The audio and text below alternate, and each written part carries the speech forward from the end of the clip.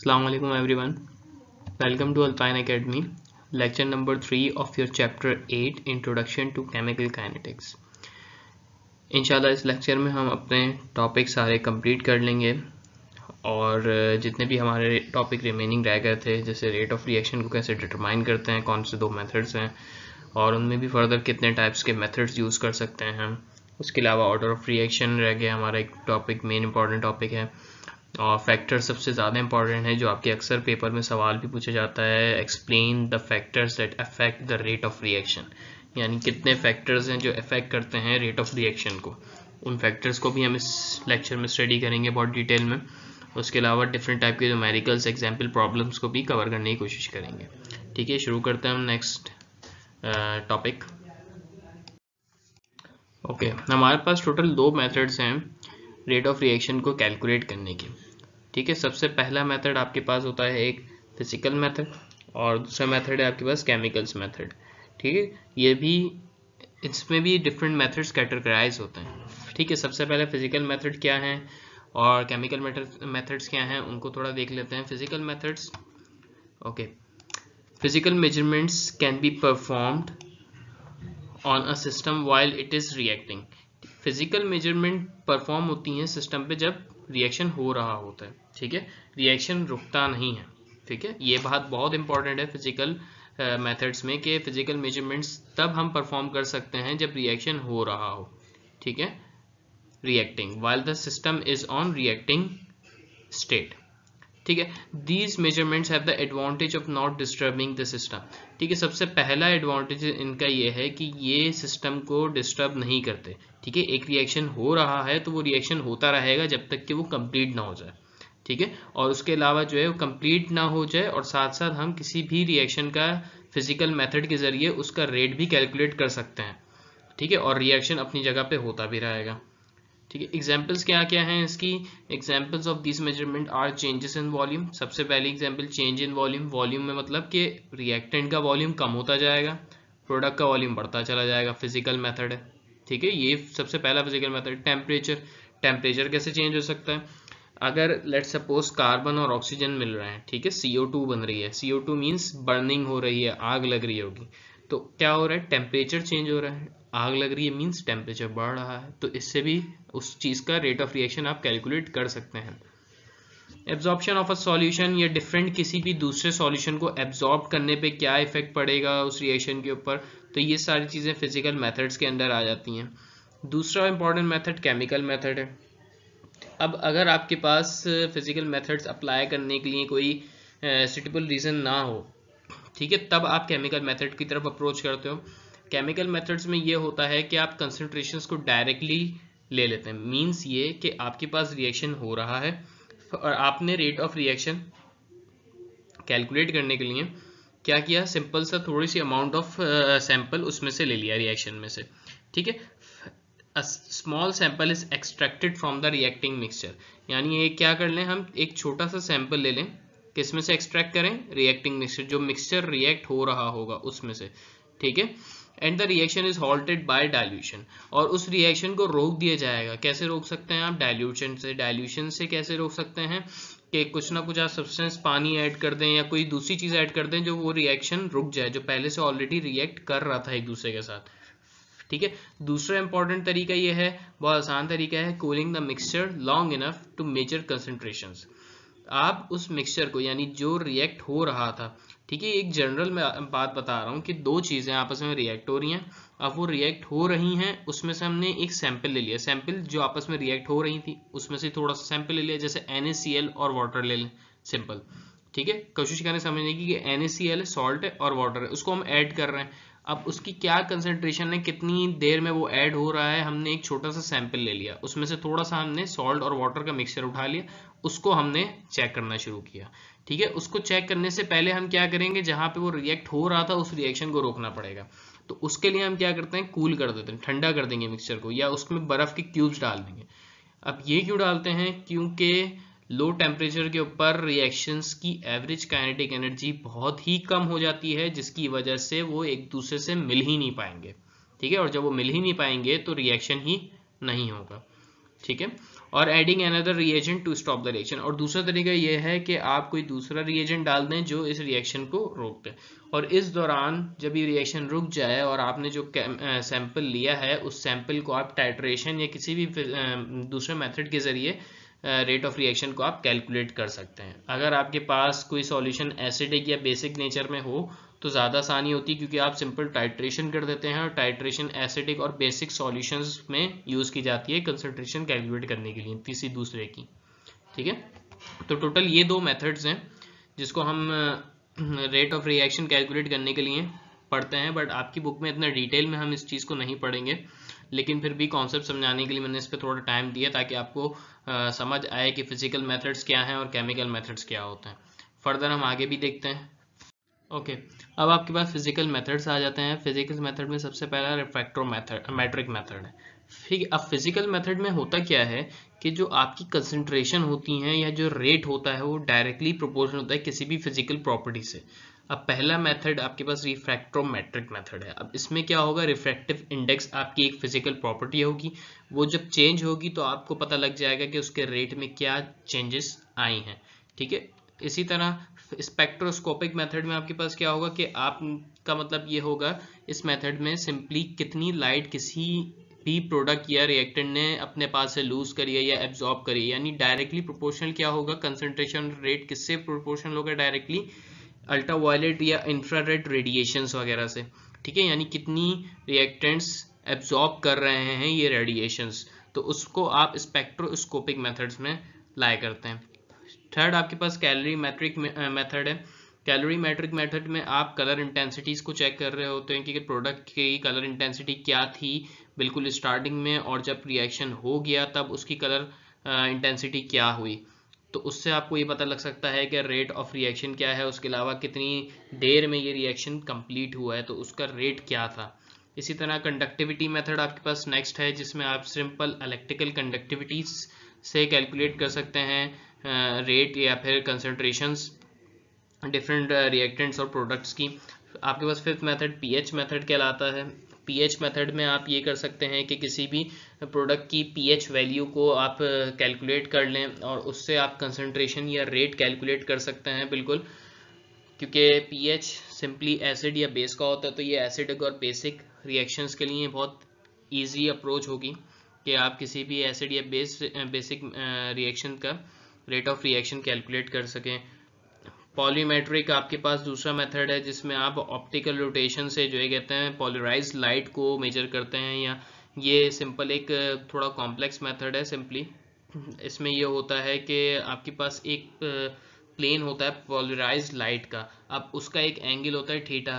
ठीक है, अब उस रोटेशन की मदद से या उस रोटेशन के यानी एक एंगल से हम ये पता लगाते हैं कि उस रिएक्शन का रेट क्या है बेसिकली। ठीक है, असल मकसद इस चीज़ का यानी rotation of plane polarized light का फंक्शन ये है कि आप उसकी रोटेशन से कैलकुलेट करते हैं कि उस रिएक्शन का क्या रेट हो रहा होगा उस टाइम पे। अब जैसे ये सिंपल एक फिजिकल मेथड है, यहाँ पे आपके पास रिएक्टेंट है। ठीक है, ये आपके पास रिएक्टेंट है। अब रिएक्टेंट आपस में मिल रहे हैं, कुछ ना कुछ रिएक्शन हो रहा है जिसकी वजह से गैस निकल रही है। ठीक है, अब ये गैस डायरेक्ट एक कॉक्स के जरिए, कॉक लगा हुआ है यहाँ पे फ्लास्क के ऊपर, ताकि इस फ्लास्क में से कोई प्रोडक्ट बाहर ना जा सके। अब इस कॉक में से एक ट्यूब जा रही है, ठीक है, कैपिलरी ट्यूब भी बोल सकते हैं इसको क्योंकि इसका साइज बहुत छोटा सा है। अब ये ट्यूब डायरेक्ट कनेक्टेड है गैस सिरिंज सिस्टम में। गैस सिरिंज सिस्टम का मतलब ये होता है कि इस ट्यूब में अगर कोई गैस पार्टिकल्स गए तो वो जाने के बाद क्या करेंगे, इस पिस्टन को पीछे की तरफ धकेलना शुरू करेंगे। ठीक है, पीछे की तरफ धक्का देंगे। इस पीछे की तरफ धक्का देने का मतलब यह है कि इसमें कुछ पार्टिकल गैस के भर रहे हैं। ठीक है, क्लियर है। अब इसको अगर दूसरे उससे हाईलाइट करूं तो यहाँ पे गैस पार्टिकल्स आ गए हैं कुछ जो यहाँ प्रोड्यूस हुए, ठीक है, रिएक्शन के जरिए। तो ये भी एक फिजिकल मेथड है कि कितना आपके पास गैस की सिरिंज पीछे चली गई, यानी ये जो पिस्टन लगा हुआ है ये कितना आपके पास बैकवर्ड डायरेक्शन में गया है। तो आप ये कैलकुलेट कर सकते हैं कि इतनी देर में ये इतना बैकवर्ड गया है, तो 10 सेकंड या उसके 5 सेकंड में कितना जा सकता था। ठीक है, तो ये कैलकुलेशंस आप ऐसे कैलकुलेट इजीली कर सकते हैं। ओके, अब आपके पास केमिकल मेथड आ जाता है। केमिकल मेथड में सबसे पहले ना chemical method samples are drawn from the reacting vessels at regular interval of time. यानी आपका केमिकल मेथड में जब रिएक्शन हो रहा होता है तो उसी के दौरान कुछ टाइम बाद, यानी टाइम के कुछ वक्फों बाद बार बार हम सैंपल्स लेते हैं और उससे हम एक रीडिंग्स ले लेते हैं। ठीक है, बार बार सैंपल्स लेने का मतलब ये है कि बार बार आप सैंपल्स लेके उसके जो भी पैरामीटर्स आपको मिल रहे हैं जैसे रेट ऑफ रिएक्शन या कंसंट्रेशन, उसका एक आप एक फर्दर प्लॉट बनाते हैं। ठीक है, अब दूसरे पॉइंट में क्या है, reaction will stop at that particular moment. Reaction जो है रोका जाएगा उस पर्टिकुलर मोमेंट पे। मतलब कि सिंपली आप क्या करें कि उस रिएक्शन को रोक दें। अब उस रिएक्शन को रोकने का मतलब ये है कि आप उसमें कोई एक नया रिएजेंट ऐड करवा दें। ठीक है, जो हमने पहले देखा। उसके अलावा जो है कहते हैं आप उस रिएक्शन में बर्फ़ या आइस क्यूब्स डाल दें। अब जब बर्फ़ या आइस क्यूब्स डालेंगे तो वो रिएक्शन ऑटोमेटिकली खुद ब खुद रुक जाएगा। क्यों रुकेगा? क्योंकि ठंडा टेम्परेचर, यानी जब टेम्परेचर ठंडा हो जाएगा उस रिएक्शन का तो वो रिएक्ट ही नहीं करेगा आपस में, तो वहाँ पे रिएक्शन रुक जाएगा। सेकंड पॉइंट हमारा ये है कि हमने रिएक्शन को रोकना होता है जब हम एक सैंपल को लेते हैं। The amount of reactant products generally found by titration. अब टाइट्रेशन क्या होता है? टाइट्रेशन सिंपली ये होता है कि आपके पास एक फ्लास्क होता है, ठीक है, या कोई भी एक बीकर ले लें, उसमें एक सॉल्यूशन है। अब उस सॉल्यूशन में नीचे एसिड भी हो सकता है, बेस भी हो सकती है। अब आप उसकी एक टाइट्रेशन करवाते हैं। अब टाइट्रेशन करवाने से क्या होगा कि हमें ये पता चल सकता है कि कितनी कंसंट्रेशन कंज्यूम हुई उसको प्रॉपर न्यूट्रलाइज करने में। ठीक है, नाइट्रेशन के प्रैक्टिकल्स आप लोग अपने कॉलेजेस में करते आए होंगे। फिलहाल तो अभी कोविड चल रहा है तो जिसकी वजह से कोविड की वजह से जो है कहते हैं प्रैक्टिकल्स नहीं हो रहे होंगे, बट बहरहाल अगर आप इसकी यूट्यूब की एक फर्दर वीडियो देख लें टाइट्रेशन कैसे होती है तो आपको आसानी से समझ आ जाएगा कि एसिड बेस टाइट्रेशन कैसे की जाती है। सिंपली आपके पास एसिड को हम इंडिकेटर के साथ फ्लास्क में डालते हैं और बेस को हम टाइट्रेट करवाते हैं। देखिए बेस उसमें डिप होती है, यानी पुट की जाती है, बेस को मिक्स किया जाता है और कितनी कंसंट्रेशन यानी कितनी अमाउंट ऑफ बेस उसमें ऐड की गई और वो न्यूट्रलाइज हो गया एसिड, तो उससे हमें पता चल जाता है कितनी कंसंट्रेशन ऑफ बेस रिक्वायर्ड थी इतने कंसंट्रेशन ऑफ एसिड को न्यूट्रलाइज करने के लिए। ठीक है, let suppose 10 ml of acid आपने ऐड किया था इस बीकर में। ठीक है, यहाँ पे आपने 10 ml एसिड ऐड कर दिया। अब आप इसमें अलग से क्या करवा रहे हैं? अलग से ऐड करवाएंगे ऊपर से बेस। ठीक है, बेस अलग से ऐड होगी इसमें। अब जो कितनी बेस ऐड होती रहेगी ये हमें कैसे पता चलेगा? इंडिकेटर से। इंडिकेटर हमें इंडिकेट करेगा कि अब जब हमने बेस डाल दी तो वो आखिरी लिमिट होगा, उसके बाद कलर चेंज नहीं होगा। तो जब कलर चेंज ना हो तो आपने समझ जाना न्यूट्रलाइजेशन आ गया है, यानी वो न्यूट्रल पॉइंट आ चुका है। तो ये टाइट्रेशन का रिएक्शन होता है। तो इससे हमें पता चल सकता है कि उसकी कंसंट्रेशन कितनी थी या उसका रेट ऑफ रिएक्शन कैसे था। वो फर्दर डिटेल मेथड हम नहीं जानते, हम उसमें नहीं पढ़ेंगे क्योंकि हमारी बुक में इतनी डिटेल में इस चीज़ को नहीं बताया गया। Four, similarly, all readings calculated from titration have plotted to graph for calculating the rate. बाकी फिर फर्दर सारी कैलकुलेशंस को हम एक प्लॉट करते हैं ग्राफ के जरिए। उस प्लॉटिंग में हम क्या करते हैं?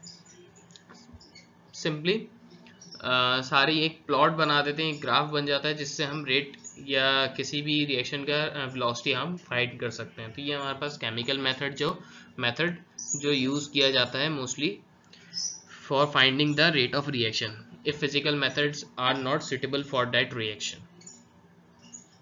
Okay, consider the example of hydrolysis of methyl acetate. अब हमारे पास एक मिथाइल एसीटेट है। मिथाइल एसीटेट क्या होता है? आपने चैप्टर नंबर 6 में पढ़ा था इथाइल एसीटेट। ठीक है, अब यहाँ पे है मिथाइल एसीटेट। ये आपके पास CH3COO, ये आपके पास एसीटेट है और जो CH3 लगा है ये मिथाइल है, तो पूरा बन जाता है ये मिथाइल एसीटेट। ठीक है, क्लियर है? और जब ये इसको हाइड्रोलिसिस कराएंगे, हाइड्रोलिसिस का मतलब होता है वाटर के साथ रिएक्ट कराना। ठीक है, जब इसको वाटर के साथ रिएक्ट कराएंगे तो इसमें H पॉजिटिव आइंस भी होगा। H पॉजिटिव आइंस मतलब ये है कि आपके पास जो कैटलिस्ट यूज हो रहा है, जो रिएजेंट यूज हो रहा है वो एसिडिक है, यानी ये एसिडिक रिएक्शन है एक। अब उसमें क्या हो रहा है? जब ये हाइड्रोलाइज हो रहा है तो सिंपली आपके पास हाइड्रोलाइज होने के बाद एसिटिक एसिड बन रहा है। ठीक है, CH3COOH ये आपके पास एसिटिक एसिड है और ये आपके पास मिथाइल अल्कोहल है। ठीक है, हमने जो चैप्टर 6 में रिएक्शन पढ़ा था वो इथाइल एसीटेट था, यहाँ पे मिथाइल एसीटेट है, सिर्फ CH2 का फर्क है। और यहाँ पे मिथाइल अल्कोहल यानी CH3OH की जगह पे C2H5OH हमने पढ़ा था लास्ट टाइम चैप्टर नंबर 6 में। बट बहरहाल ये रिएक्शन है। अब reaction is followed by measuring the amount of acetic acid formed at regular interval by titrating the chilled samples against standard alkali. अब इस रिएक्शन में क्या हो रहा है कि आपने मेजर करना है अमाउंट ऑफ एसिटिक एसिड, यानी कितना एसिटिक एसिड बन रहा है एट रेगुलर इंटरवल, यानी कुछ कुछ देर बाद आपने ये प्रोसेस करते जाना है। किसके जरिए? टाइट्रेटिंग, यानी आप टाइट्रेशन रिएक्शन प्रोसेस यूज करेंगे इसकी कैलकुलेशन के लिए। अब टाइट्रेशन में वही आप कंसंट्रेशन चेक कर सकते हैं एसिटिक एसिड की, बट उसके लिए हमें सबसे पहले रिएक्शन को रोकना पड़ेगा, यानी जो रिएक्शन हो रहा है उसको एक पॉइंट पे रोकेंगे। यानी अगर आपने यहाँ का एक इंटरवल ऑफ टाइम रखा है तो इस रिएक्शन को आगे नहीं जाने देना है हमने। उस ना जाने के लिए हम क्या करेंगे? चिल्ड सैंपल्स डाल देंगे। चिल्ड सैंपल्स का मतलब ये है कि ठंडा कर देंगे रिएक्शन को, जिससे आपका रिएक्शन रुक जाएगा। With the passage of time more and more acetic acid is formed till reaction goes to completion, और जिसकी वजह से आपके पास टाइम और मिल जाएगा और आपको एसिटिक एसिड कन्वर्ट तो होगा, मतलब आपको टाइम मिल जाएगा कि उसकी रीडिंग्स कैसे कैलकुलेट कर दें। यानी ये रिएक्शन जल्दी होता है, लेकिन आपको क्या करना है? रीडिंग्स चाहिए। अब रीडिंग्स चाहिए के लिए रिएक्शन को रोकना पड़ेगा, तो रोकने के लिए आपके पास टाइम होना चाहिए। ठीक है, ऐसी फर्दर रीडिंग्स मिलती जाएंगी और आप एक प्लॉट कर देंगे डेटा। ठीक है, जो रिजल्ट्स आपको मिलेंगे उससे आप प्लॉट कर देंगे ग्राफ, और जो रेट होगा curve, rate curve is obtained, यानी आपके पास जो रेट ऑफ रिएक्शन है उसका एक कर्व आ जाएगा। ये आपके पास रेट ऑफ रिएक्शन का कर्व होगा। ठीक है, जो ये शो हो रहा है, और जहां पे स्लोप 0 आ गया उसका मतलब रिएक्शन अब कंप्लीट हो गया है। इस पॉइंट पे स्लोप 0 है, 0 मींस एक स्ट्रेट लाइन आ गई, तो उसका स्लोप 0 होता है। The slope of the rate curve at different times give the rate of reaction at that moment. और जो डिफरेंट स्लोप्स हैं, जैसे ये एक स्लोप आपके पास आ जाता है, ये वाला जो स्लोप है ये आपके पास एक पर्टिकुलर टाइम पे रेट ऑफ रिएक्शन देगा। इसी तरह ये पॉइंट आपके पास एक पर्टिकुलर टाइम पे रिएक्शन देगा। इसी तरह एक ये पॉइंट आपके पास पर्टिकुलर टाइम पे एक रेट ऑफ रिएक्शन दे रहा होगा। तो ये आपके पास सारे इंस्टेंटेनियस रेट ऑफ रिएक्शंस कहलाएंगे कि जो एक पर्टिकुलर मोमेंट पे निकाले जाते हैं। ठीक है, और ये स्लोप से निकल सकते हैं, जो कि हमने इसी के चैप्टर में स्टार्ट होते ही हमने देख लिया था कि स्लोप से रेट ऑफ रिएक्शन कैसे निकाला जाता है। उसको निकालने के लिए हम क्या करते हैं? सिंपली कोई भी एक पॉइंट से आप एक टेंजेंट लाइन क्रॉस करते हैं और एक पॉइंट को सिलेक्ट कर लेते हैं, उसको यूं इधर वाई एक्सिस पे ले जाते हैं और एक एक्स एक्सिस पे। इसी तरह इस पॉइंट में हमने एक एक्स एक्सिस ये लिया, एक वाई एक्सिस ये लिया। अब दोनों के y2 माइनस y1 और x2 माइनस x1 से डिवाइड करके आपके पास इस पॉइंट का रेट आ जाएगा। ठीक है, जहां से हमने टेंजेंट बनाया है। क्लियर है? ओके, अब आपके पास आ जाते हैं factors that affect the rate of chemical reaction, यानी आपके पास वो कौन से फैक्टर्स हैं जो अफेक्ट करते हैं किसी भी रिएक्शन के रेट को। ठीक है, लेट्स सपोज कि जब आपके पास रिएक्टेंट्स आपस में कोलाइड कर रहे होते हैं तो कुछ फैक्टर्स ऐसे भी हैं जिनकी वजह से रेट चेंज होता है। तो सबसे पहले आपके पास कौन से हैं? कंसंट्रेशन ऑफ रिएक्टेंट, यानी रिएक्टेंट की कंसंट्रेशन से रेट के ऊपर क्या फ़र्क पड़ेगा। उसके अलावा रिएक्टेंट्स की नेचर क्या है, टेम्परेचर से रेट ऑफ रिएक्शन के ऊपर क्या फ़र्क पड़ता है, टेम्परेचर ज़्यादा कर दें या कम कर दें तो उससे क्या फ़र्क पड़ेगा रेट ऑफ रिएक्शन के ऊपर। उसके अलावा कैटलिस्ट की प्रेजेंस से भी रेट ऑफ रिएक्शन के ऊपर क्या फ़र्क पड़ता है वो भी आपने बताना होगा। सरफेस एरिया ऑफ रिएक्टेंट, अगर किसी भी रिएक्टेंट का सरफेस एरिया छोटा है या बड़ा है तो रेट ऑफ रिएक्शन क्या होगा, यानी कितनी जल्दी रिएक्शन हो जाएगा। उसके अलावा रेडिएशन, यानी लाइट रेडिएशन से क्या इफेक्ट पड़ता है रेट ऑफ रिएक्शन के ऊपर। तो हम इस सारे फैक्टर्स को बहुत डिटेल में स्टडी करेंगे। ठीक है, सबसे पहले हमारे पास कंसंट्रेशन ऑफ रिएक्टेंट है, उसको देख लेते हैं। कंसंट्रेशन ऑफ रिएक्टेंट्स में क्या है? कंसंट्रेशन ऑफ रिएक्टेंट्स को सबसे पहले डिफाइन कर लेते हैं कि कंसंट्रेशन क्या होती है। कंसंट्रेशन होता है नंबर ऑफ मोल पर यूनिट वॉल्यूम। ठीक है, number of moles of molecules और any substance per unit volume, यानी mole divided by dm cube, ये कंसंट्रेशन का यूनिट होता है और इसको हम कंसंट्रेशन ही बोलते हैं। According to law of mass action, the rate of chemical reaction is directly proportional to the multiplication of the concentration of reactant. हमने पढ़ा था चैप्टर नंबर 6 में according to law of mass action. Law of mass action से law of mass action क्या कहता है कि जो केमिकल रिएक्शन का जो रेट है dx अपॉन dt, वो डायरेक्टली प्रोपोर्शनल है किसके, multiplication of concentration of reactants के। यानी अगर आपके पास दो प्रोडक्ट हैं तो उन दोनों की कंसंट्रेशन का मल्टीप्लिकेशन और वो डायरेक्टली प्रोपोर्शनल हो रेट के। ये आपका लॉ ऑफ मास एक्शन कह रहा है। ठीक है, जरूरी नहीं है दोनों की मल्टीप्लिकेशन हो, अगर आपके पास रिएक्टेंट एक हो तो मल्टीप्लिकेशन नहीं बोलेंगे हम। सिंपली जैसे यहाँ पे ये वाई बी है, इसको हम हटा दें, सिर्फ ए डायरेक्टली कन्वर्ट हो रहा है सी में, तो यहाँ पे कोई बी वाई नहीं आएगा आपके पास। ठीक है, तो सिंपली ए आ जाएगा, मल्टीप्लिकेशन नहीं करेंगे हम। क्लियर है? By increasing the concentration of reactant the collision frequency increases, so the number of effective collision also increases. As a result more product is formed. इसका मतलब ये है कि अगर हम इंक्रीज कर दें कंसंट्रेशंस को, ठीक है, कंसंट्रेशन ऑलरेडी पहले से थी, जो भी रिएक्टेंट था उसके वो कंसंट्रेटेड था, हमने उसमें कंसंट्रेशन और ऐड कर दी रिएक्टेंट की, तो उससे क्या होगा, जो फ्रीक्वेंसी होगी वो इंक्रीज हो जाएगी कोलिजन्स की। वो कैसे इंक्रीज होगी, जब एक कंटेनर में लेट सपोज एक ये कंटेनर है, आपने इसमें क्या किया, ये कंसंट्रेशन थी, पहले इतने मॉलिक्यूल थे, ठीक है, ये मैं डॉट रेट बनाते जा रहा हूँ, इस डॉट से ही पता चल रहा है कि ये पहले इतने मॉलिक्यूल्स हैं। अब मैंने क्या किया, इनकी कंसंट्रेशन को और बढ़ा दिया। कंसंट्रेशन बढ़ाने का मतलब है कि ये इसमें मॉलिक्यूल और ऐड हो जाएंगे, ठीक है। अब और ऐड होने का मतलब ये है कि जगह कम हो गई, मॉलिक्यूल्स एक दूसरे से ज़्यादातर कोलाइड करेंगे। अब पहले कम कोलिजन हो रहा था, लेकिन अब क्या हो रहा है, ज़्यादा कोलिजन हो रहा है, ठीक है। तो फ्रीक्वेंसी इंक्रीज हो गई कोलिजन्स की। अब फ्रीक्वेंसी इंक्रीज होगी, जो पहले नंबर इफेक्टिव कोलिजन भी बढ़ जाएंगे। अब इफेक्टिव कोलिजन क्या थे, जो हमने एक्टिवेशन ऑफ एनर्जी में पढ़ा था कि किसी भी रिएक्शन में इफेक्टिव कोलिजन्स होते हैं जिसकी वजह से प्रोडक्ट बनता है। तो जब कंसंट्रेशन बढ़ेगी, रिएक्शंस में कोलिजन्स की फ्रीक्वेंसी भी बढ़ जाएगी, यानी उसकी फ्रीक्वेंसी मींस ये कह सकते हैं कि आप ज़्यादा से ज़्यादा कोलिजन होना शुरू हो जाएगा। तो कुछ कोलिजन्स ऐसे होंगे या इफेक्टिव ऐसे कोलिजन्स होंगे जिसकी वजह से प्रोडक्ट बनेगा।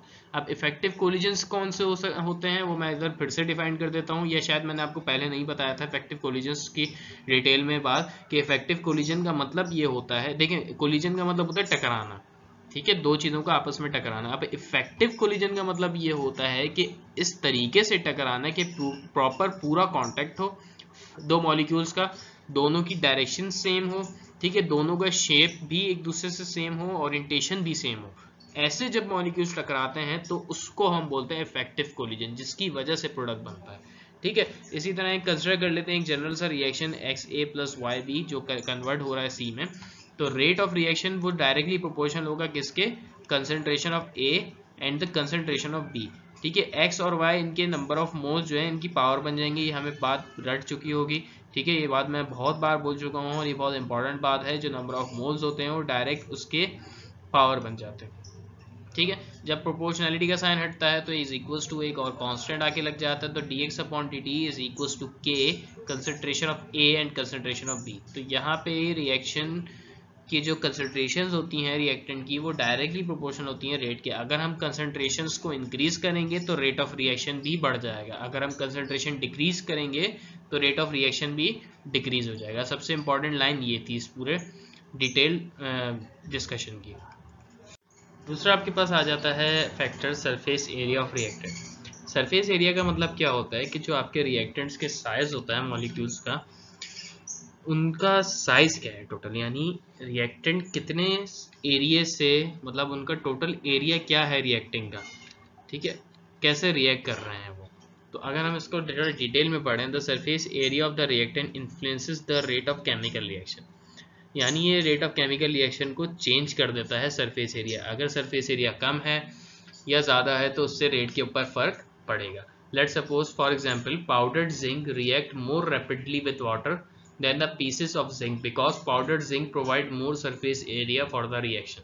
इसका मतलब ये है कि अगर आपके पास जो पाउडर्ड फॉर्म में जिंक है वो ज़्यादा जल्दी रिएक्ट करता है वाटर के साथ, ठीक है, मोर रैपिडली मीन्स ज़्यादा जल्दी रिएक्ट करेगा वाटर के साथ as compare to pieces of zinc. अगर हम जिंक के पीसेस की बात करें, जिंक के जो पीसेस हैं वो लेस रैपिडली रिएक्ट करते हैं because powdered zinc provide more surface area. जो पाउडर्ड जिंक है वो ज़्यादा सरफेस एरिया दे रहा है रिएक्शन के लिए, यानी आपके पास जो रिएक्टेंट्स हैं उन ज़्यादा से ज़्यादा रिएक्ट कर पा रहे हैं, ठीक है, पाउडर्ड फॉर्म में। As a result the collision frequency increases, और जिसकी वजह से कोलिजन फ्रीक्वेंसी बढ़ जाती है। So the number of effective collision increases, जब फ्रीक्वेंसी यानी कोलिजन्स की फ्रीक्वेंसी इंक्रीज होगी तो आपके पास इफेक्टिव कोलिजन भी बढ़ जाएगी, यानी इफेक्टिव कोलिजन भी इंक्रीज होना शुरू हो जाएंगे। And more product will be formed, जिसकी वजह से ज़्यादा प्रोडक्ट आपका बनना शुरू हो जाएगा। ठीक है, अगर हम इस रिएक्शंस को देखें जो यहाँ पे हो रहे हैं, लोअर सरफेस एरिया, इसका क्या मतलब है?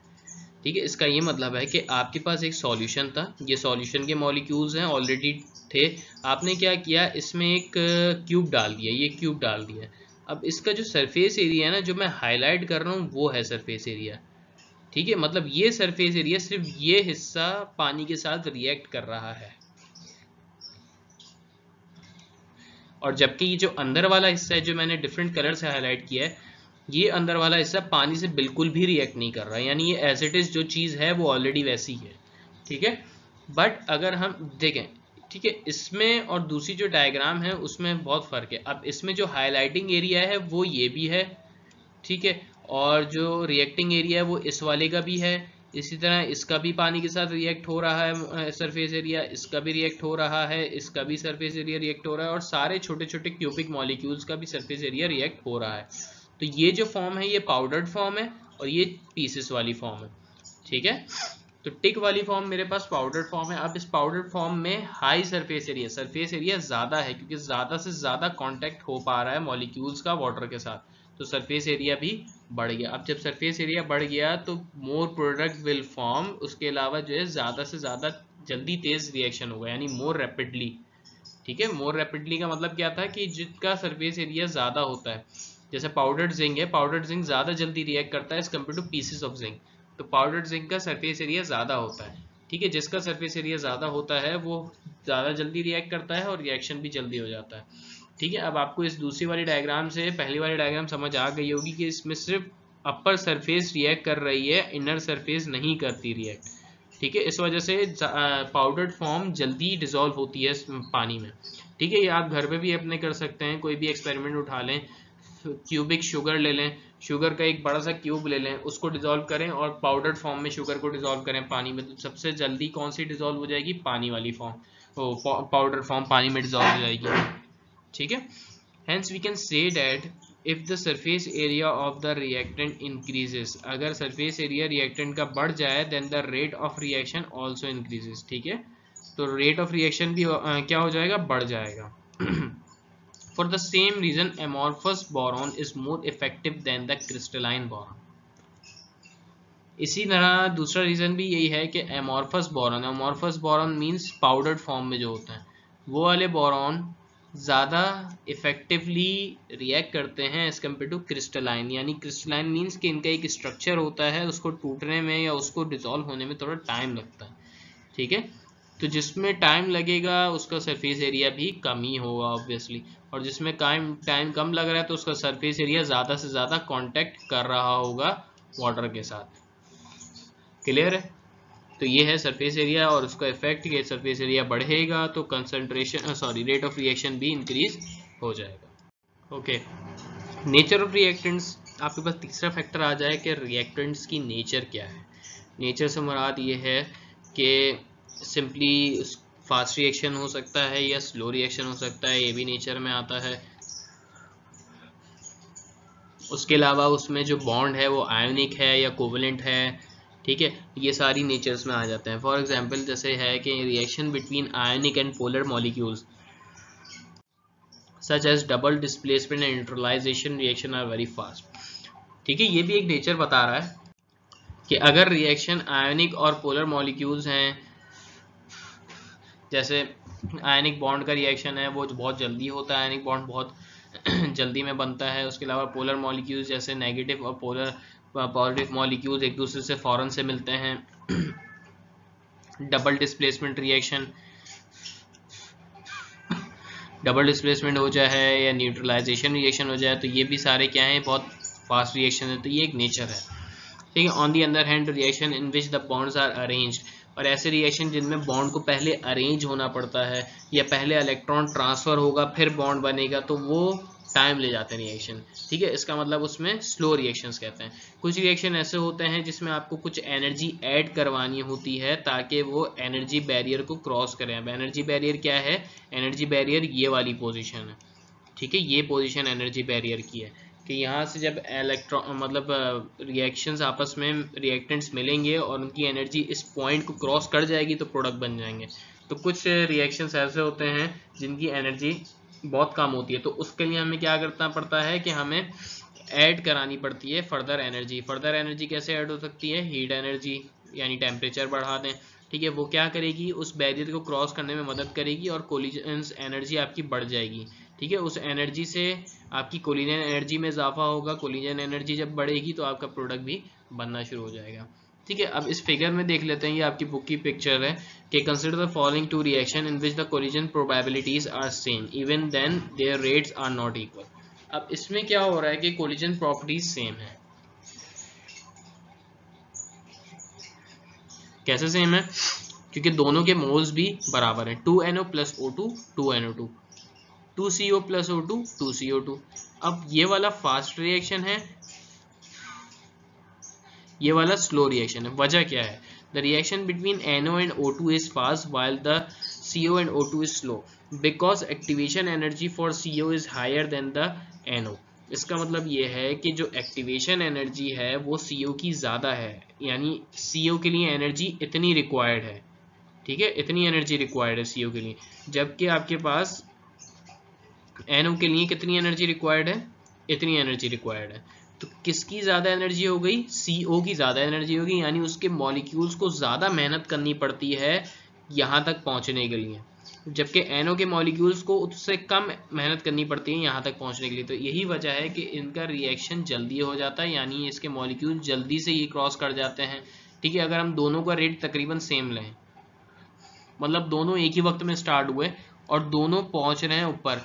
ठीक है, ये जब यहाँ पहुंचा होगा CO वाला तो NO वाला क्रॉस करने जा रहा होगा और CO वाला अभी तक पहुंचा ही नहीं है, तो CO वाले को पहुंचने में थोड़ा और टाइम लगेगा, तो जिसकी वजह से ये स्लो हो जाता है रिएक्शन। क्लियर हो रही है बात? तो ये रिएक्शन ऐसे स्लो और फास्ट ऐसे पता चलता है कि एक्टिवेशन एनर्जी से हमें पता चल जाता है जिसकी एक्टिवेशन एनर्जी ज़्यादा होगी वो स्लो रिएक्शंस होते हैं, जिनकी एक्टिवेशन एनर्जी कम होती है वो फास्ट रिएक्शंस होते हैं। ओके, अब आपके पास टेम्परेचर आ जाए जो कि बहुत इंपॉर्टेंट फैक्टर है रेट ऑफ रिएक्शन का, कि अगर आपका टेम्परेचर इंक्रीज होगा या डिक्रीज होगा तो उससे रेट ऑफ रिएक्शन के ऊपर क्या इफेक्ट पड़ेगा। With the increase of temperature the average kinetic energy of the molecule is increased. ठीक है, अगर हम टेम्परेचर को बढ़ाते हैं तो एवरेज काइनेटिक एनर्जी भी बढ़ती है मॉलिक्यूल्स की, जिसकी वजह से क्या होता है? इफेक्टिव कोलिजन्स भी बढ़ जाएंगे। इफेक्टिव कोलिजन्स कैसे बढ़ेंगे? मॉलिक्यूल्स ज़्यादा से ज़्यादा बहुत जल्दी एक दूसरे से कोलाइड करना शुरू करेंगे और ये हाई टेम्परेचर के ऊपर होता है। ठीक है, अगर हम कोलिजन्स बढ़ाएंगे, यानी अगर हम टेम्परेचर बढ़ाते हैं, मतलब टेम्परेचर को हाई कर देते हैं, तो आपके पास चांसेस हो जाते हैं इफेक्टिव कोलिजन्स के बढ़ जाने के। ठीक है, यानी ज़्यादा से ज़्यादा इफेक्टिव कोलिजन क्रिएट होते हैं। So with the increase of temperature the rate of chemical reaction is generally increase. अगर हम टेम्परेचर बढ़ाते हैं तो आपका रेट ऑफ रिएक्शन भी ऑटोमेटिकली इंक्रीज हो जाता है। ठीक है, the rise in temperature raises the kinetic energy of each molecule. ठीक है, वही बात लिखी हुई है, अगर हम टेम्परेचर बढ़ाते हैं तो काइनेटिक एनर्जी हर मॉलिक्यूल की क्या हो जाएगी? बढ़ जाएगी। ठीक है, it has been found by raising the temperature by 10 degree the fraction of molecule possessing threshold और एक्टिवेशन एनर्जी बिकम डबल। अगर हम टेम्परेचर 10 केल्विन बढ़ाते हैं तो जितनी उसकी एक्टिवेशन एनर्जी या थ्रेशोल्ड एनर्जी थी मॉलिक्यूल की वो डबल हो जाती है। ठीक है, बहुत इंपॉर्टेंट पॉइंट है कि 10 डिग्री ऑफ केल्विन पे हमारी जो एक्टिवेशन एनर्जी होती है मॉलिक्यूल की वो डबल हो जाती है। As a result number of effective collisions is also double, जिसकी वजह से आपके पास जो इफेक्टिव कोलिजन्स होते हैं वो भी बढ़ जाते हैं, यानी कितने बढ़ जाते हैं? डबल हो जाते हैं। Hence rate is also double. तो असल बात यह है कि अगर आप 10 डिग्री ऑफ केल्विन बढ़ाते हैं, 10 डिग्री ऑफ केल्विन अगर इंक्रीज करें तो आपके पास रेट डबल हो जाता है। ठीक है, अब यहाँ पे क्या है? The graph shows the kinetic energy of molecules at different temperature. ठीक है, अब यहाँ पे जो ये पहला ग्राफ है ठीक है, जो पहला कर्व आ रहा है ये T1 के ऊपर है। अब इसमें ये बताया जा रहा है कि जो T1 का टेम्परेचर है वो कम है, ठीक है, और जो T2 है उसका टेम्परेचर थोड़ा ज़्यादा है।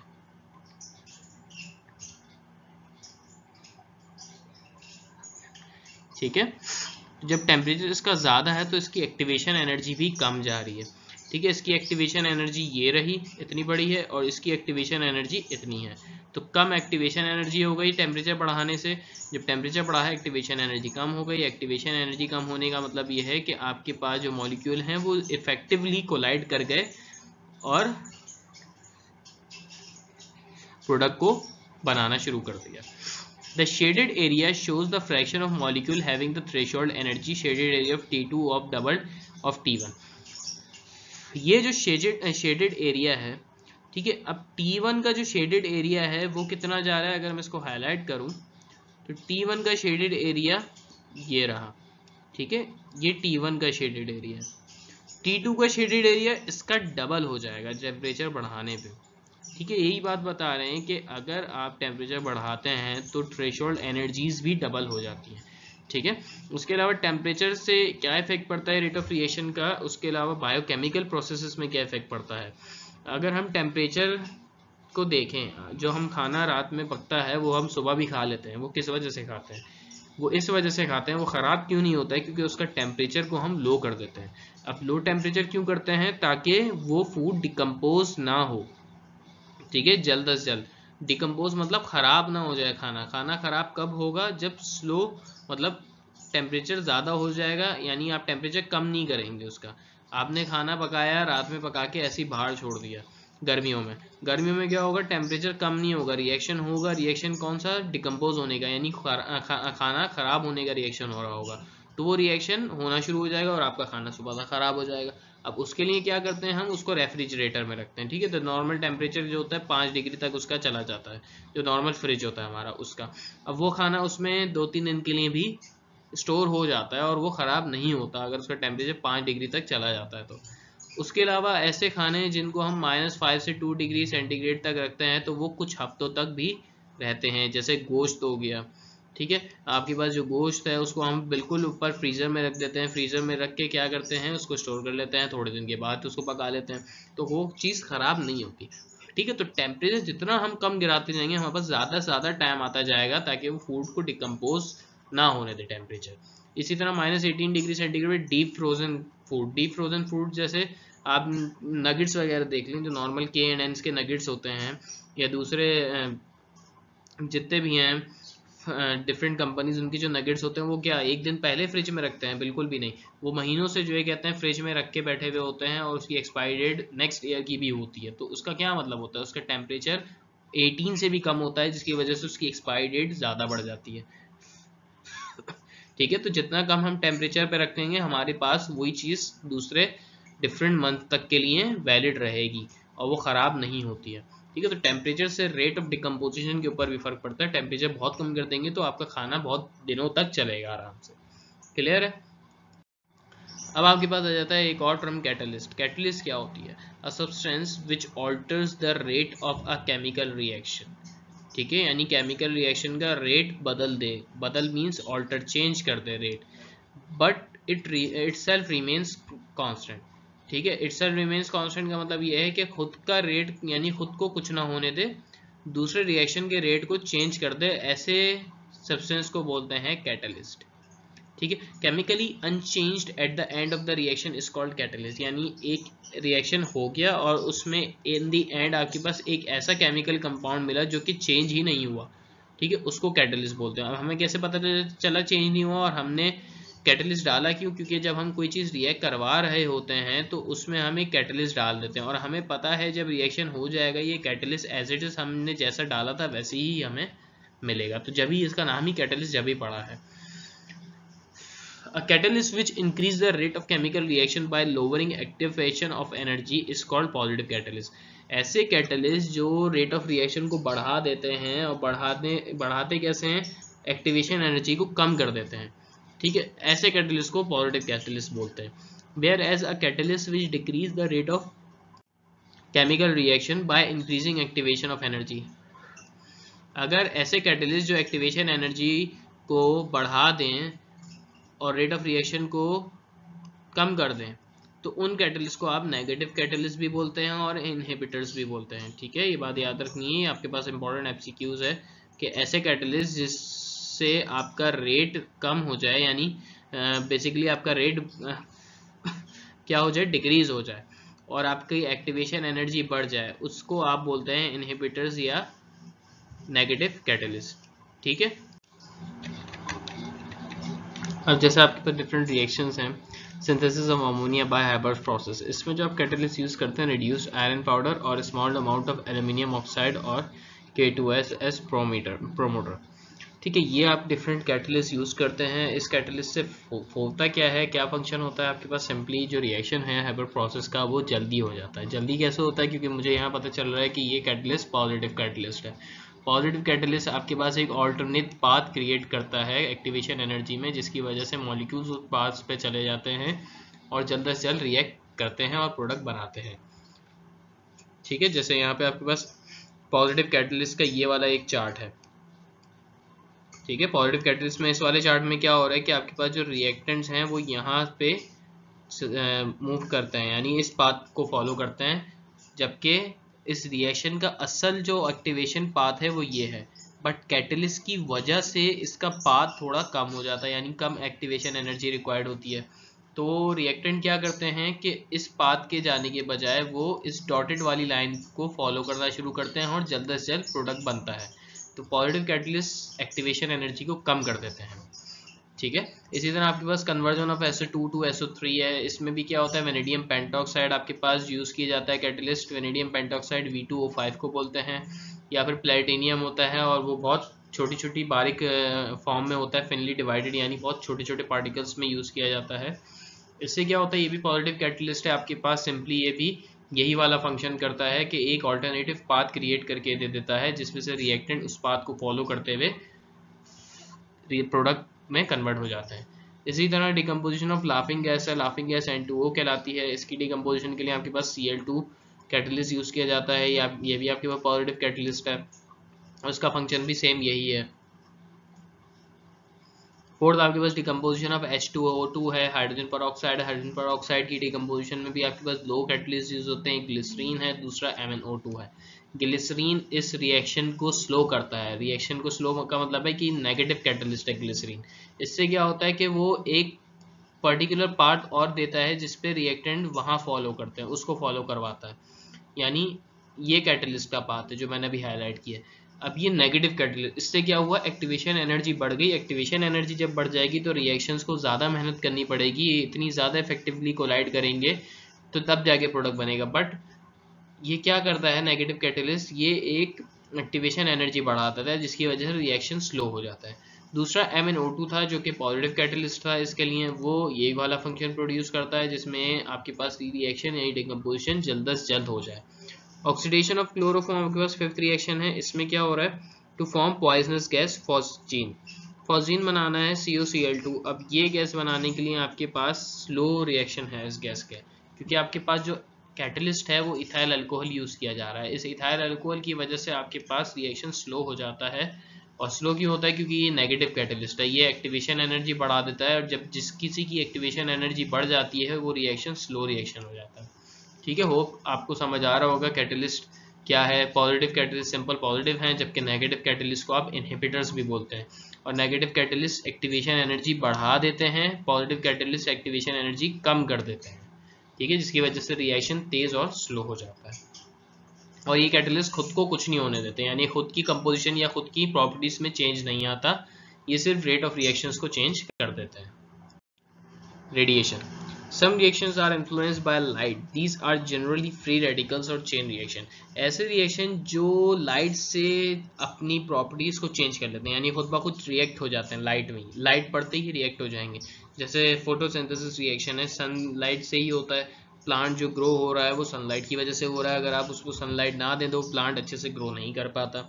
ठीक है, इसी तरह जनरली फ्री रेडिकल्स जैसे चेन रिएक्शंस होते हैं। चेन रिएक्शन आपके पास सिंपली ये है कि एक एक फ्री रेडिकल आपका सनलाइट से मिलता जाता है। तो अगर आप इसकी फ्री रेडिकल्स की या चेन रिएक्शंस की एग्जांपल दें तो ये सेकेंडरी की केमिस्ट्री की आपके पास एक एग्जांपल है, जिसमें क्लोरीनेशन ऑफ मीथेन है। Chlorination of methane second year की बुक में एक टॉपिक है, जिसमें आपके पास क्या होता है कि एक एक फ्री रेडिकल मिलता जाता है, यानी चेन रिएक्शंस कहलाता है वो। ठीक है, वो एग्जाम्पल यहाँ लिखी हुई है CH4, ये है क्लोरीनेशन ऑफ मीथेन, जो कि सेकेंड ईयर की बुक में है। ठीक है, ये रिएक्शन है, इसमें आप लाइट प्रोड्यूस करते हैं तो ये रिएक्ट करता है। ठीक है, अब फर्दर ये CH3Cl फिर से Cl2 के साथ मिलेगा और फिर से हम इस पर लाइट इम्पैक्ट कराएंगे, इंसिडेंट कराएंगे, और फिर आपके पास CH2Cl बनेगा। इसी तरह फिर CH2Cl फिर से Cl2 से रिएक्ट करेगा और फिर लाइट इंसिडेंट कराएंगे और आपके पास CHCl3 बन जाएगा। तो ये क्या हो रहा है, ये चेन रिएक्शंस हो रहे हैं। ठीक है, the light which is form of energy activates some of the reacting molecules to produce free radicals. अब इस पे क्या होता है कि जो लाइट होती है जब वो मॉलिक्यूल पे पड़ती है तो फ्री रेडिकल्स मिल जाते हैं। अब ये फ्री रेडिकल्स ऐसे होते हैं जो फौरन से रिएक्ट करते हैं किसी दूसरे के साथ, and these free radicals beings excited reacts immediately.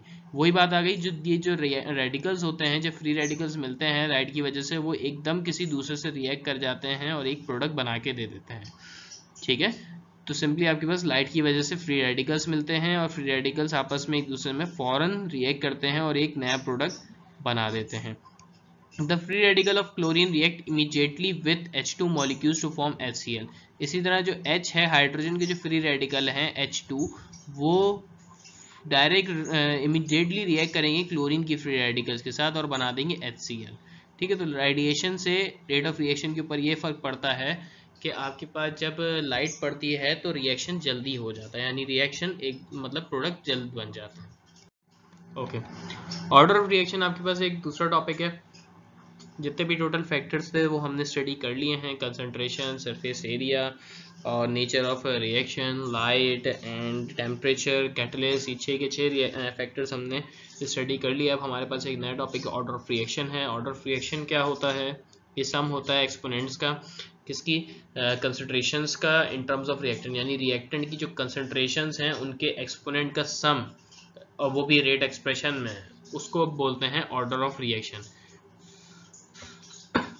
ठीक है, लेट सपोज आपके पास एक रिएक्शन आता है, A moles of reactant A plus B moles of reactant B reacts together to form product. यानी आपके पास कैपिटल A जो कि रिएक्टेंट है उसके number of moles small a, इसी तरह कैपिटल B जो कि आपके पास दूसरा रिएक्टेंट है और उसके number of moles small b, दोनों जब रिएक्ट हो रहे हैं तो एक प्रोडक्ट बन रहा है। ठीक है, अब ये प्रोडक्ट आपके पास रिएक्शन हो गया और प्रोडक्ट बन गया। अब इसका रेट एक्सप्रेशन क्या होगा, रेट एक्सप्रेशन लिखने के लिए आपको सिंपल लिखना होता है dx/dt, जिसको आप रेट भी लिख सकते हो, is equals to k which is rate constant multiply by the concentration of A with the concentration of B। अब ये जो स्मॉल a और स्मॉल b इसकी पावर बन गया, ये हम ऑलरेडी पहले भी बहुत दफा डिस्कस कर चुके हैं। तो बहरहाल ऑर्डर ऑफ रिएक्शन क्या होता है, ये सम होता है किसका, एक्सपोनेंट्स का। ठीक है, अब एक्सपोनेंट कौन कौन से कंसिडरेशन की, एक की A है, दूसरा क्या है, B है। तो ऑर्डर ऑफ रिएक्शन क्या निकलेगा इसका, सिंपली A प्लस B। ठीक है, तो ये आपके पास सिंपल ऑर्डर है रिएक्शन का। ठीक है, ऑर्डर यानी second order reaction, first order reaction, third order reaction. अब ऑर्डर ऑफ रिएक्शन ये भी बताता है बात कि आपका जो किसी भी रिएक्शन का रेट है वो डिपेंड करता है ऑर्डर ऑफ रिएक्शन के ऊपर। अब ज़रूरी नहीं है कि ऑर्डर ऑफ रिएक्शन 1000 भी हो जाए। 1000 से मुराद के ए में 10 लिख दें, बी में 12 लिख दें, तो 10 + 12 22 ऑर्डर ऑफ रिएक्शन आ गया, तो ये गलत है। ऑर्डर ऑफ रिएक्शन का मतलब ये होता है कि ऑर्डर ऑफ रिएक्शन कम से कम कितनी चीज़ों के ऊपर डिपेंड कर रहा है, यानी किसी भी रिएक्शन का रेट कम से कम कितनी चीज़ों पर डिपेंड कर रहा है। अब इस इक्वेशन में रेट आपके पास कंसंट्रेशन ए और बी दोनों के ऊपर डिपेंड कर रहा है। ठीक है, क्योंकि दोनों की कंसंट्रेशंस रेट पे डिपेंड कर रही हैं। अब इसके जो नंबर ऑफ मोल्स हैं वो A और B हैं। अब यहाँ पे 1 1 होता तो सही होता। ठीक है, अब यहाँ पे 10 और 12 की जैसे मैंने एग्जांपल दी तो वो गलत हो जाता, क्योंकि ऑर्डर ऑफ रिएक्शन 3 से ज़्यादा नहीं होते। अब वो 3 से ज़्यादा क्यों नहीं होते हैं, क्योंकि वो ये बताना चाह रहे हैं कि रेट ऑफ रिएक्शन कंसंट्रेशंस के ऊपर डिपेंड करता है, लेकिन किन किन की।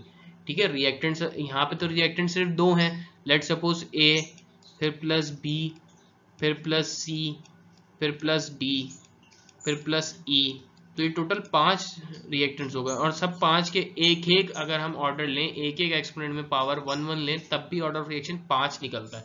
तो ये ऑर्डर ऑफ रिएक्शन नहीं कहलाएगा। ऑर्डर ऑफ रिएक्शन का मतलब ये होता है कि रेट किस रिएक्टेंट की कंसेंट्रेशन पे डिपेंड कर रहा है।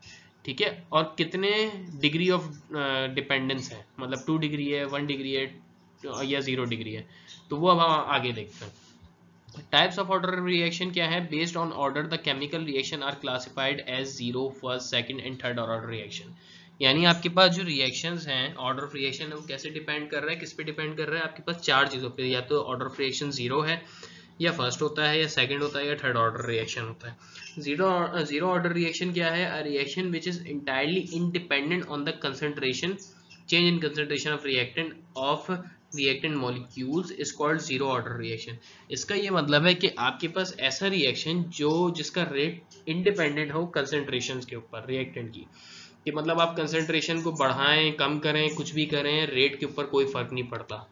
तो ऐसे रिएक्शन को आप जीरो ऑर्डर रिएक्शन बोलते हैं। जैसे ये रिएक्शन है H2 + Cl2, ये डायरेक्ट सनलाइट से रिएक्ट हो रहा है और बना रहा है H2HCl। तो इसका जो रेट ऑफ रिएक्शन है वो इस पे डिपेंड नहीं कर रहा कंसंट्रेशंस के ऊपर, क्योंकि इनकी जो कंसंट्रेशन है उसका रेट पे कोई इम्पैक्ट नहीं है। तो इस वजह से इसकी कंसंट्रेशंस की पावर को हम क्या कंसिडर करेंगे? 0 कंसिडर करेंगे। ठीक है, मतलब ऐसे रिएक्शन जिसमें रेट कंसंट्रेशंस पे डिपेंड नहीं कर रहा है, उन रिएक्शंस को आप जीरो ऑर्डर रिएक्शन बोलते हैं। फर्स्ट ऑर्डर रिएक्शन क्या है?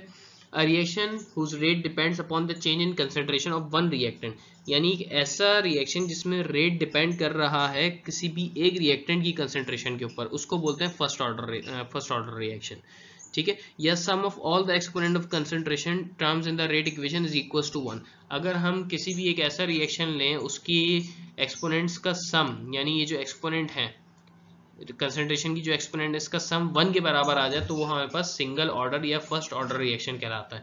ठीक है, ये जैसे एग्जांपल ली है SO2 Cl2 टूट रहा है SO2 और प्लस Cl2 में, तो आपके पास जो रिएक्टेंट है वो यहाँ सिर्फ एक ही है, तो इसका ऑर्डर ऑफ रिएक्शन भी 1 निकलेगा। ठीक है,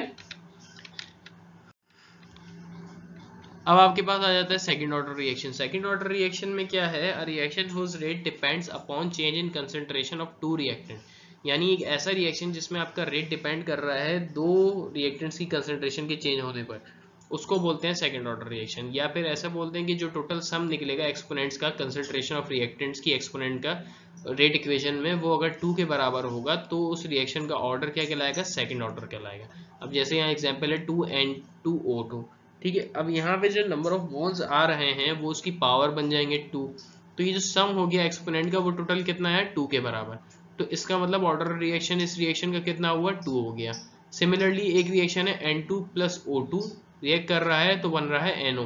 अब यहाँ पे जो एक N2 है और दूसरा O2 है, दोनों की पावर 1 है, तो 1 + 1 टोटल कितने हो जाते हैं? 2। तो यानी ये कौन सा रिएक्शन हो गया? Second order reaction. ठीक है, इस रिएक्शन को भी आप सेकंड ऑर्डर बोल सकते हैं क्योंकि दोनों की एक्सपोनेंट्स ऐड हो रहे हैं। थर्ड ऑर्डर रिएक्शन क्या है? A reaction whose rate depends upon change in concentration of two reactant. Third order reaction में आपके पास भी सेम सेकंड ऑर्डर रिएक्शन वाली कहानी है, बट इसमें क्या होता है कि आपके पास एक के नंबर ऑफ मोल्स 2 होते हैं, यानी एक का जो कंसंट्रेशन है वो ऐसे डिपेंड करता है रेट के, अगर उसकी कंसंट्रेशन डबल कर दें तो आपका रेट 4 गुना बढ़ जाए। ठीक है, ऐसे रिएक्ट मतलब दो टाइप की जो है कहते हैं वेरिएशंस हैं कि अगर आपकी कंसंट्रेशन बढ़ाएं, डबल करें तो रेट भी डबल हो, तो उसके लिए क्या लगता है? ऊपर 1 लगता है ऐसी कंडीशन में। ठीक है, और अगर ऐसी कंडीशन है कि आपने कंसंट्रेशन डबल करी और रेट आपका 4 गुना बढ़ गया, तो उस कंडीशन में 2 लगता है। ठीक है, और मुझे कैसे पता चल रहा है कि डबल हो रहा है? क्योंकि मुझे पता है कि अगर ये 2 ऊपर आ रहा है तो जो रेट है वो इससे 4 गुना ज़्यादा बढ़ेगा। मतलब अगर हम NO की कंसंट्रेशन को डबल करेंगे तो आपका रेट dx/dt 4 टाइम्स इंक्रीज हो जाएगा, जबकि हम Cl2 को डबल करेंगे तो आपका रेट डबल ही होगा सिंपली। ठीक है, तो इस तरीके के रिएक्शंस को आप थर्ड ऑर्डर रिएक्शन बोलते हैं। तो इसका ऑर्डर कैसे निकलेगा? 2 + 1 सिंपली थर्ड ऑर्डर रिएक्शन। ठीक है, अब हम इस चैप्टर की फर्दर रिमेनिंग एग्जांपल्स को कवर करने की कोशिश करते हैं आगे। अच्छा, इस एग्जांपल में आपके पास सबसे पहले पूछा जा रहा है predicting the effect of concentration on rate, यानी कंसंट्रेशन का क्या इफेक्ट पड़ता है रेट के ऊपर। तो यहाँ पे आपने बहुत अच्छे से समझने का है कि the rate of a chemical reaction for the reaction, यानी आपके पास जो एक रिएक्शन है 2NO + O2 रिएक्ट कर रहा है और बना रहा है 2NO2। ठीक है। इसमें क्या हो रहा है, was found experimentally to be represented by the expression, जो रेट है केमिकल रिएक्शन का उन्होंने वो लिख के दिया है, rate is equals to KNO2 के ऊपर 2 और O2 की कंसंट्रेशन। ठीक है, ये NO के ऊपर 2 क्यों आया, क्योंकि सिंपली इसके मोल्स उठ के इसकी पावर बन गए। ठीक है, what will be the effect on rate if the concentration of NO is double, अगर हम कंसंट्रेशन NO की डबल कर दें तो रेट के ऊपर क्या फर्क पड़ेगा। ठीक है, यहाँ पे अभी मैं वही बात आपको बता रहा था, थर्ड ऑर्डर रिएक्शन है, इसका ऑर्डर ऑफ रिएक्शन भी 3 है, 2 + 1। ठीक है, ये प्रीवियस रिएक्शन की तरह ही है, या मेरे ख्याल से ये वही रिएक्शन है सिंपली जो मैंने वहाँ पे एग्जांपल में दिखाया था आपको। तो कंसंट्रेशन ऑफ NO को अगर हम डबल कर दें तो उसके ऊपर क्या इफेक्ट पड़ेगा, तो यहाँ पे हमें ये लिखेंगे कि rate is directly proportional to NO, हमें ये पता है according to law of mass action concentration of reactant is directly proportional to rate. ठीक है, तो hence if the concentration of NO is double, अगर हम NO की कंसंट्रेशन को डबल कर देंगे तो रेट कितना इंक्रीज होगा, 2 का स्क्वायर इंक्रीज होगा। ठीक है, बात समझ आ रही है आपको कि यहाँ पे जो ये NO है, ठीक है, इस NO की जगह हमने क्या लिख दिया, डबल, यानी 2 लिख दिया, डबल कर रहे हैं ना, तो डबल मीन्स अगर यहाँ 1 होती कंसंट्रेशन NO की, हम सपोज करते हैं NO की कंसंट्रेशन 1 ले लें हम। ठीक है, 1 का डबल कितना हो जाएगा, 1 में और 1 ऐड कर दें, 1 में और ऐड कर दिया तो कितना हो जाएगा, 2 हो जाएगा। तो सिंपली हमने 2 यहाँ पे डायरेक्ट लिख दिया। ठीक है, अब 2 का स्क्वायर, स्क्वायर ऊपर ऑलरेडी पहले से ही था। ठीक है, तो 2 का स्क्वायर कितना हो गया, 4, यानी रेट हमारा कितना गुना बढ़ेगा, 4 गुना बढ़ जाएगा। आ रही बात समझ में कि अगर हम कंसंट्रेशन डबल करते हैं सेकंड ऑर्डर वाले रिएक्टेंट की तो उससे हमारे रेट के ऊपर 4 गुना इफेक्ट पड़ेगा। ठीक है, इसी तरह दूसरा पार्ट आपके पास क्या है कि concentration of NO is halved, अगर हम कंसंट्रेशन को आधा कर दें, आधे का मतलब ये है कि अगर आपकी कंसंट्रेशन 1 है, ठीक है, हमने अपनी कंसंट्रेशन 1 सपोज करी थी, उसका आधा क्या हो जाएगा, 0.5 माइनस करवा दें। ठीक है, 0.5 माइनस करवाएंगे उसमें से तो आपके पास सिंपली क्या रह जाएगा, 0.5 ही रह जाएगा, यानी आधा हो जाएगा। अब 0.5 को आप कैसे लिख सकते हैं, 1/2 भी लिख सकते हैं, तो सिंपली हमने यहाँ पे इसको 1/2 करके लिख दिया है, और जब 1/2 का स्क्वायर हो जाएगा तो 1/4 हो जाएगा, यानी आपका रेट 4 गुना कम हो जाएगा। क्लियर हो रही बात, अगर हम सेकेंड ऑर्डर रिएक्शन को छेड़ते हैं तो अगर हम उसको डबल करेंगे तो आपका रेट 4 गुना बढ़ेगा, और अगर हम उसको हाफ कर देंगे तो आपका रेट 4 गुना कम हो जाएगा। ठीक है, डायरेक्ट रिलेशन है। अगर मैं आपको इस एग्जांपल इसकी समझाना चाहूँ, जैसे सिंपल आपके पास ये R है, ठीक है, ये आपके पास रेट है और ये कंसंट्रेशंस है। ठीक है, अब मैं अगर कंसंट्रेशन बढ़ा रहा हूँ, इसको ऐसे नहीं ऐसे लिखने की कोशिश करते हैं क्योंकि इससे थोड़ा ज़्यादा आपको सही समझ आएगा। ये R है और ये आपके पास C है। ठीक है, अगर मैं कंसंट्रेशन को डबल करता हूँ, ठीक है, पहले मेरी कंसंट्रेशन यहाँ तक है, ठीक है, ये मेरी कंसंट्रेशन है, उस पर रेट जो निकला है वो आपके पास कितना है, लेट्स सपोज इतना ही है। ठीक है, अब मैं चाह रहा हूँ कि मैं अपनी कंसंट्रेशन को डबल कर दूँ। डबल का मतलब ये है कि पहले यहाँ थी, अब मैंने इसका और ऐड कर दिया। अब जब मैंने इसको डबल किया है तो आपका रेट पहले यहाँ था तो इसका ये 4 गुना बढ़ेगा, 1 2 3 4, तो आपका रेट यहाँ तक चला जाएगा। ठीक है, अब आ रहा होगा आपको क्लियर थोड़ा ना कि अगर मैं इसको डबल कर रहा हूँ तो आपका रेट 4 गुना बढ़ रहा है। इसी तरह अगर आपका कंसंट्रेशन को मैं आधा कर रहा हूँ, यहाँ तक ले आ रहा हूँ, तो आपका रेट भी यहाँ तक आ जाएगा और कम हो जाएगा, यानी इससे पीछे चला जाएगा और। ठीक है, होप आपको ये थोड़ा क्लियर हो रहा होगा। थर्ड वाला पार्ट आपके पास पूछा जा रहा है कंसंट्रेशन ऑफ O2 अगर डबल कर दें। अब O2 के साथ जो रेट है वो डायरेक्ट रिलेशन में, यानी O2 के ऊपर उसकी पावर कोई भी नहीं है, उसकी पावर सिर्फ 1 है। तो इन कंडीशंस में क्या होता है कि अगर आप कंसंट्रेशन डबल करते हैं तो रेट भी उतना ही डबल होता है। ठीक है, अगर आप कंसंट्रेशन कम करते हैं तो रेट भी उतना ही कम होता है। ठीक है, तो ऐसी कंडीशन में डायरेक्ट रिलेशन होता है। ठीक है, डबल कर रहे हो तो रेट भी डबल हो जाएगा, लेकिन अगर आपके पास 1 के बजाय पावर में 2 आ रहा है तो उसमें आपके पास ये वाला केस होता है कि अगर आप कंसंट्रेशन डबल करते हो तो रेट आपका 4 गुना बढ़ेगा। इसी तरह कंसंट्रेशन आधी कर दोगे तो रेट आपका 4 गुना कम हो जाएगा। ठीक है, अब आपके पास सवाल है predicting the effect of concentration on rate constant. अब हमने रेट कांस्टेंट के ऊपर क्या इफेक्ट पड़ा है वो कैलकुलेट करना है।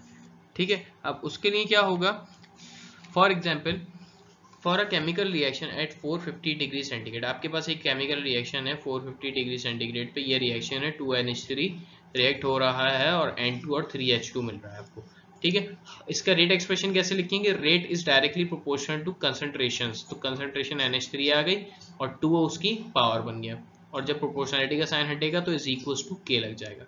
वो पूछना चाह रहे हैं what will be the effect on rate constant if the concentration of NH3 is increase 4 times. वो ये बोल रहे हैं कि रेट कांस्टेंट के ऊपर क्या फर्क पड़ेगा अगर कंसंट्रेशन NH3 की 4 गुना बढ़ जाएगी। ठीक है, तो सबसे पहले रेट कांस्टेंट अरेंज कर लेंगे, रेट डिवाइड बाय कंसंट्रेशन। ठीक है, कांस्टेंट का फॉर्मूला आ गया। अब हम इसमें क्या सपोज करेंगे, इसमें पैराग्राफ को पढ़ लेते हैं।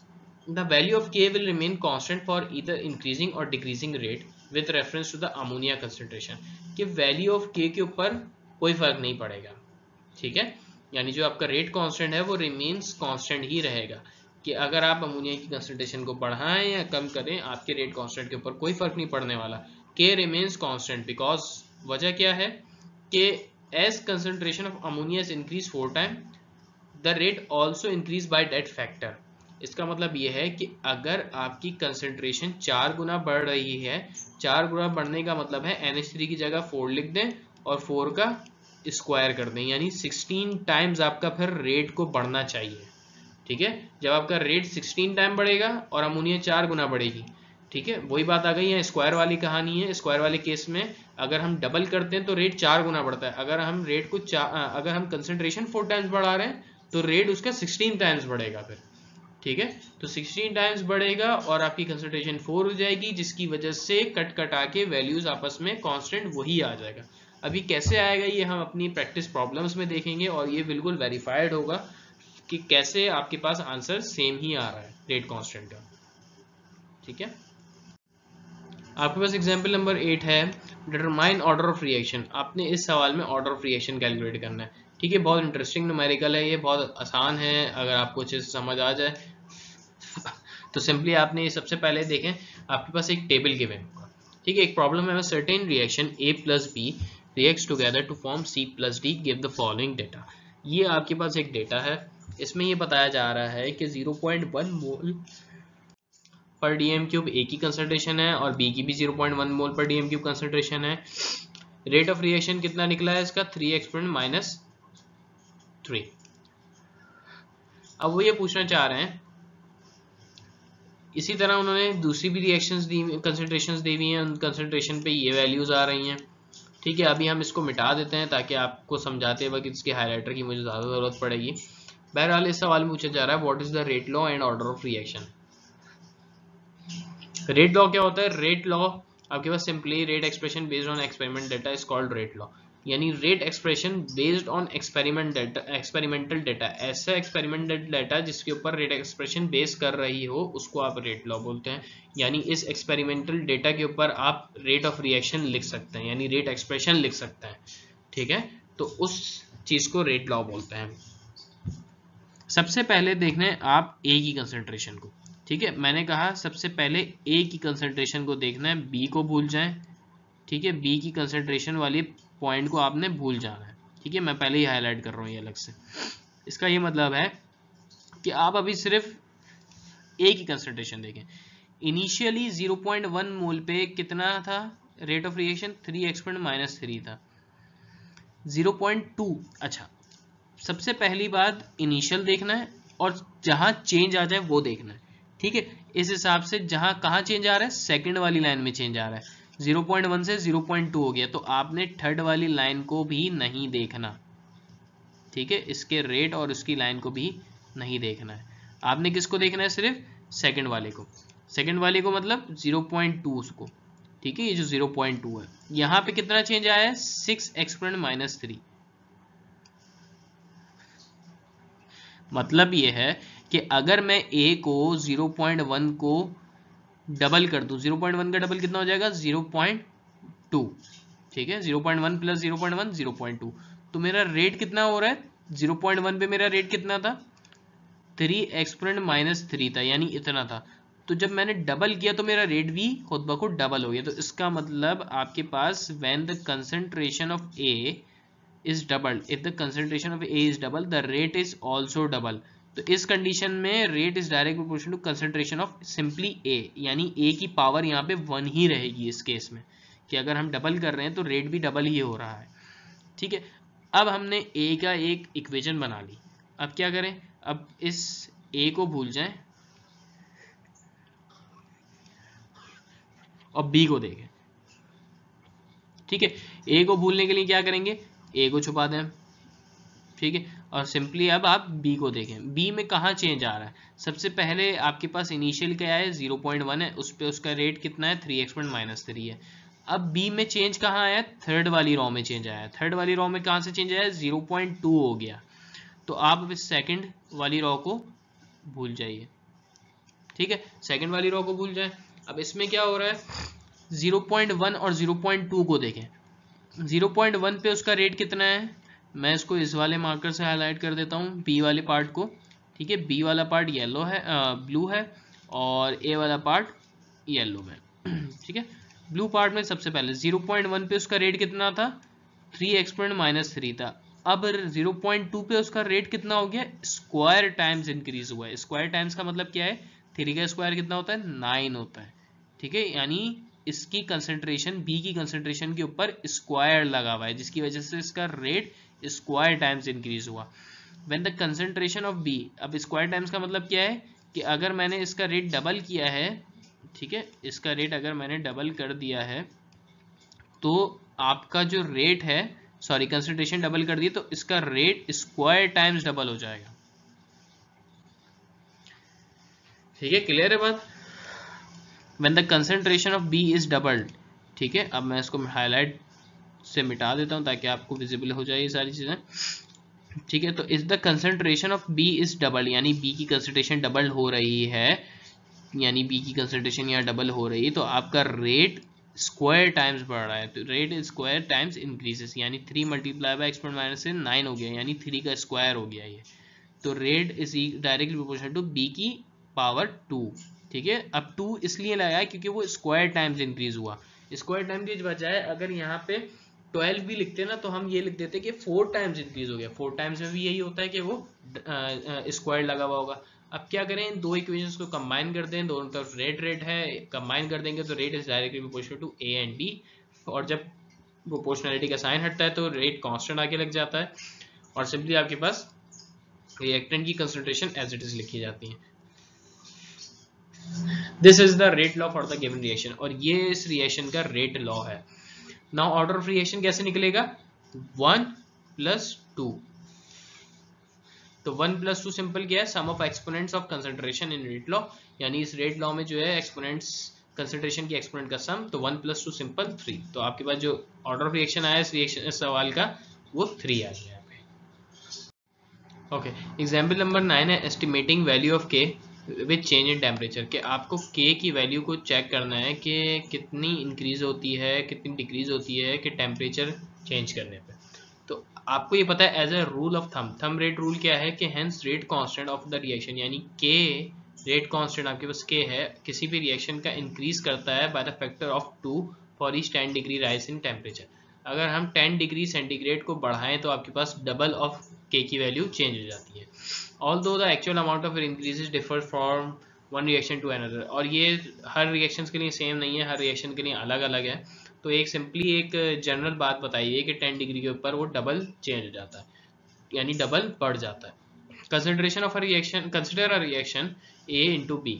एक रिएक्शन है जिसकी टेम्परेचर 400 डिग्री सेंटीग्रेड है, रेट कांस्टेंट के है, उसकी वैल्यू आपके पास 3 एक्सपोनेंट माइनस 12 dm³ मोल पर सेकेंड पर मोल पर सेकेंड है।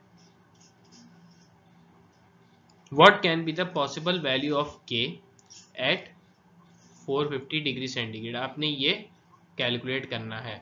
ठीक है, तो सॉल्यूशन क्या होगा, सिंपली 10 डिग्री के ऊपर वो डबल हो जाता है, तो 50 डिग्री के ऊपर कितना बढ़ जाएगा, 5 टाइम्स। सिंपल है कि जैसे टेम्परेचर इंक्रीज कर रहा है 400 से 450, यानी कितना वेरिएशन आई है, 50 डिग्री की वेरिएशन आई है। और 10 डिग्री में वो डबल होता है। तो 10 डिग्री का डबल कितना हो गया 6, और फिर 20 डिग्री पे 6 प्लस 3 9, फिर 30 डिग्री पे 6 प्लस 12, ऐसे करके क्या होगा 15 डिग्री तक आपका चला जाएगा। तो यानी हैंस वैल्यू ऑफ के विल इंक्रीज 5 टाइम्स, यानी 5 टाइम्स मीन्स कि 10 डिग्री पे 1 टाइम बढ़ा, 20 डिग्री पे 2 टाइम, 30 डिग्री पे 3 टाइम, 40 डिग्री पे 4 टाइम, 50 डिग्री पे 5 टाइम। तो 3 5 15 आ जाएगा सिंपल आपके पास। ठीक है, यहाँ पे आपका चैप्टर एंड होता है और इंशाल्लाह नेक्स्ट लेक्चर में हम इसकी फर्दर न्यूमेरिकल्स करेंगे जो कि इस बुक की प्रॉब्लम्स हैं और डिफरेंट क्वेश्चंस के आंसर्स को डिटेल में समझने की कोशिश करेंगे। ठीक है, अल्लाह हाफिज़।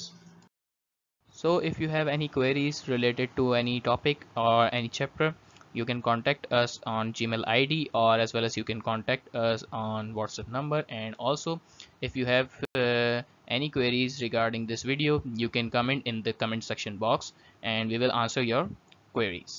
Kindly subscribe and like and share our video. Thank you so much. Don't forget to share, like and subscribe our channel. Thank you so much.